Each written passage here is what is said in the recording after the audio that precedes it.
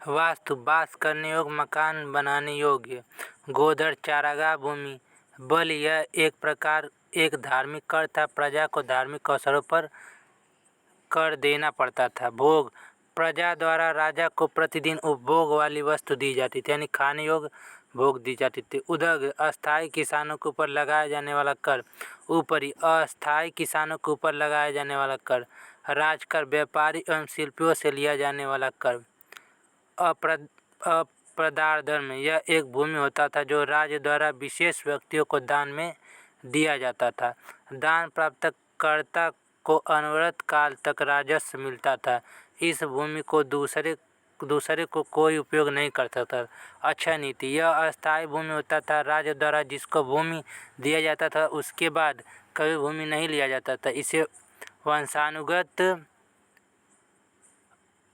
व्यवस्था भी कहा जाता था, अर्थात दान प्राप्त कर्ता के मरने के बाद उसकी वंशावली भूमि का लाभ लेगी, यानी उनके बच्चे भी उस भूमि का लाभ लेंगे। अमर सिंह ने अमरकोश पुस्तक में 12 प्रकार के भूमि का उल्लेख किए थे, जिसमें से प्रमुख भूमि निम्न थे। उर्वरा भूमि या उपजाऊ भूमि, ऊसर भूमि या बंजर भूमि, दलदली भूमि, नदियों के किनारे जल भूमि, फसल देने वाली भूमि। मरुई भूमि, बंजर भूमि, अदेवी मात्र बिना वर्षा के अच्छी भूमि। नदी देवी मात्री, नदियों द्वारा सिंचाई की जाने वाली भूमि। देवी मात्र, वर्षा द्वारा सिंचाई की जाने वाली भूमि। हालदंड, जोती हुई भूमि। गोहर, चारागाह भूमि। वृष्टि, प्रजा द्वारा निःशुल्क श्रम लिखा जाना। विरह, राज्य द्वारा ही प्रजा से नगद लिया जाना। पुंग, विभिन्न जातियों के व्यापारी के समूह को पुंग कहा जाता था। निगम, एक ही नगर में व्यापारियों के समूह को निगम कहा जाता था। सार्थवाह, व्यापारियों के पूर्वों को सार्थवाह कहा जाता था।